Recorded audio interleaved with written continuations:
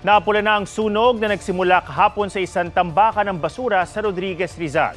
Posibleng mitya ng pagliyab ang sobrang init ng panahon. May report si Darlene Kai.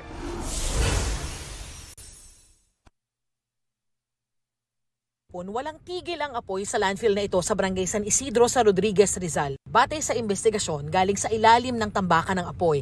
Sa ilalim kasi nito, naiipon ang methane, isang gas na nagliliyab. Malaking factors po talaga na sa panahon ngayon ay dumaranas ng masyadong matinding init kaya na nagkakaroon po tayo ng mga rubbish fires. Pero patuloy na iniimbestigahan ang sanhi ng sunog. Gumamit ang Bureau of Fire Protection ng heavy equipment para tabunan ng apoy. At anila, wala na itong bantang kumalat o magninga sa labas ng tambakan. Nakikipag-ugnayan ng BFP sa pamunuan ng landfill. Sinikap naming hinga ng pahayagang pamunuan ng landfill pero hindi kami pinapasok at wala ring humarap sa amin.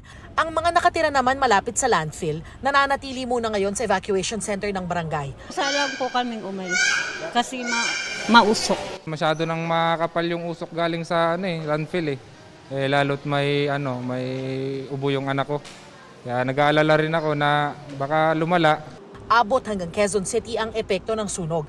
Ayon sa LGU, very unhealthy at unhealthy ang air quality index sa ilang lugar sa lungsod kaya pinayuhan ang mga residente na iwasan munang lumabas. Hihika po yung sa bunso po.